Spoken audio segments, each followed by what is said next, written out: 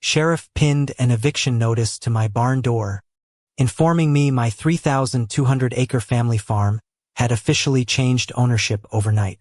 My HOA president smiled from her porch, waving papers proving she'd legally auctioned my land to settle a bogus lien. I'm Wade Colton, 41. Third-generation farmer, married with 2 kids, raising cattle and corn on land my grandfather cleared. Our farm bordered Cedar Ridge Estates, a subdivision built decades ago on land my family once sold to developers. Deborah Voss ruled that HOA like a queen, obsessed with rules, landscaping, and reminding everyone who really controlled the neighborhood. She'd eyed our farm's frontage for years, complaining our tractors lowered property values along the shared access road.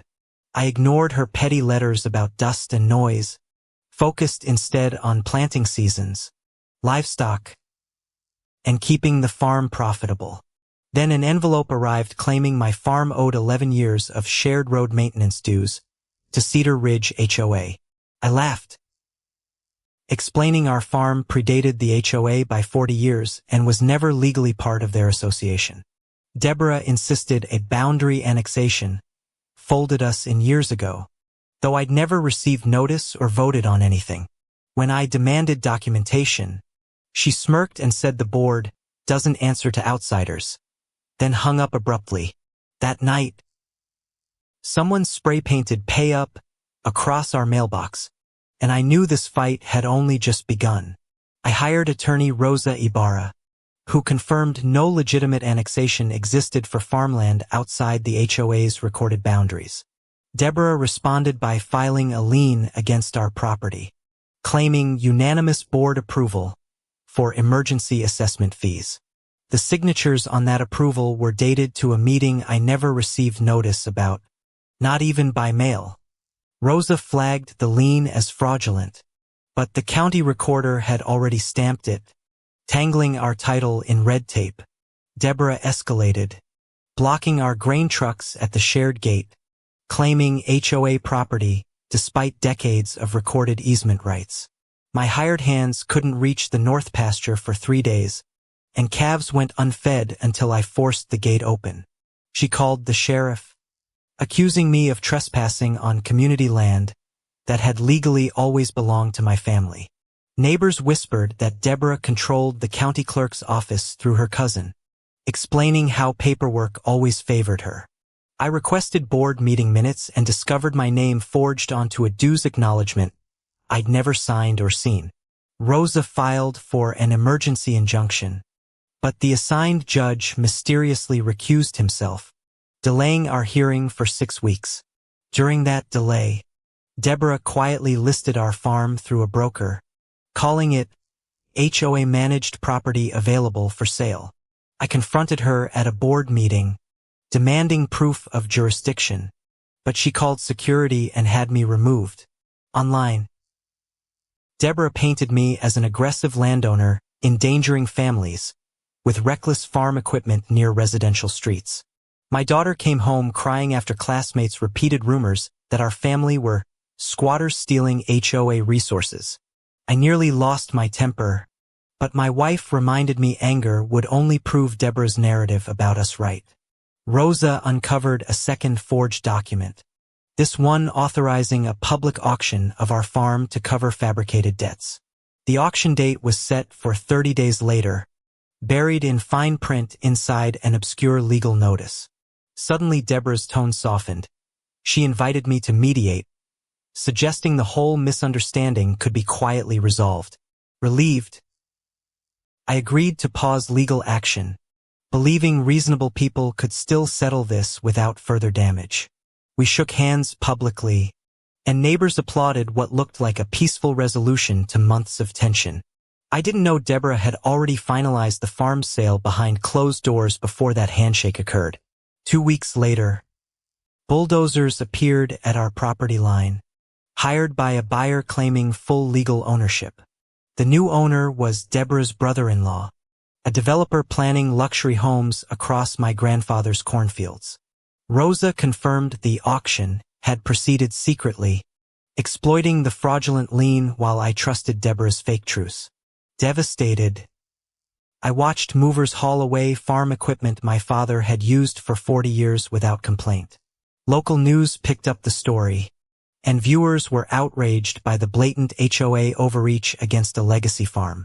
Desperate, I drove to the county archive, searching for any record predating Cedar Ridge's original incorporation papers.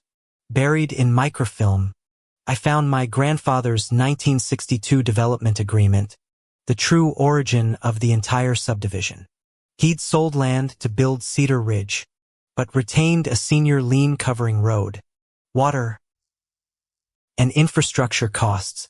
That lien, still legally active, applied to every home built afterward, including Deborah's own house on Magnolia Lane. Rosa confirmed the lien had never been formally released, making it senior to every HOA member's mortgage. Legally, my family could enforce collection against any property built under that original 1962 development agreement. I said nothing publicly, quietly documenting every forged signature, illegal auction, and fraudulent board resolution against me.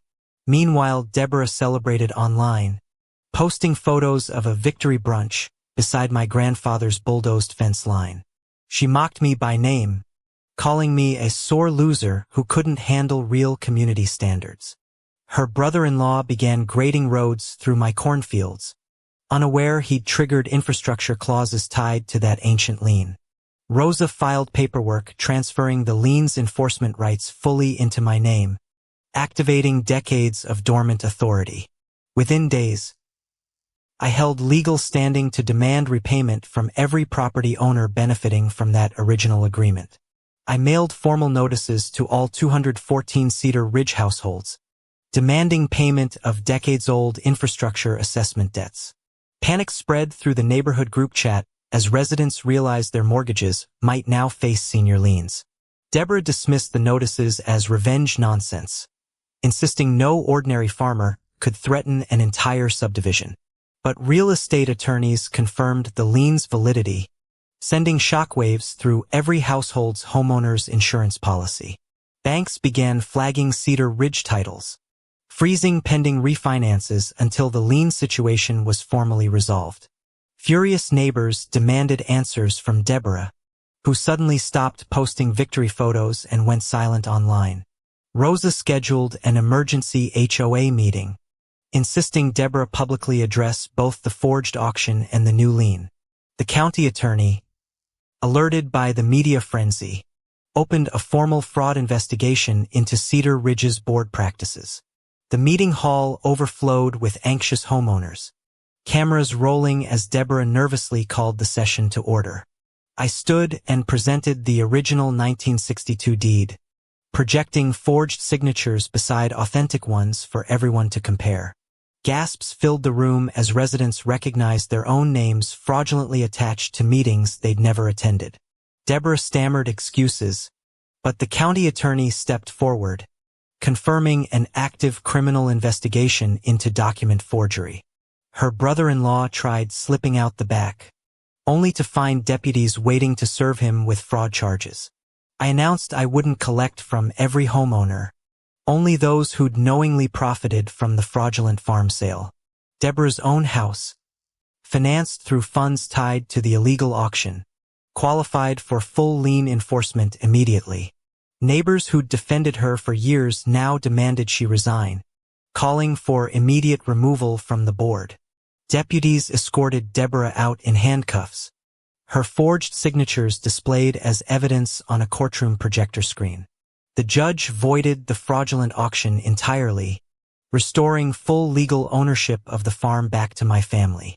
Deborah's brother-in-law forfeited his developer's permits, and bulldozers reversed course, leaving my cornfields scarred but salvageable. Cedar Ridge residents voted unanimously to dissolve the corrupt board, electing new leadership within the following week. I offered struggling neighbors reasonable settlement terms, forgiving most fees once they cooperated with the fraud investigation. Deborah's own home, however, went to foreclosure auction, The same fate she'd engineered against my family. Reporters called it poetic justice. The queen of control lost her throne to the very rules she'd twisted. Deborah pled guilty to forgery and fraud, sentenced to restitution payments and 5 years of probation. Cedar Ridge rebuilt trust under honest leadership. While my family replanted corn across fields we nearly lost forever. Now every harvest season, I drive past Deborah's old house, smiling at the for sale sign still standing there.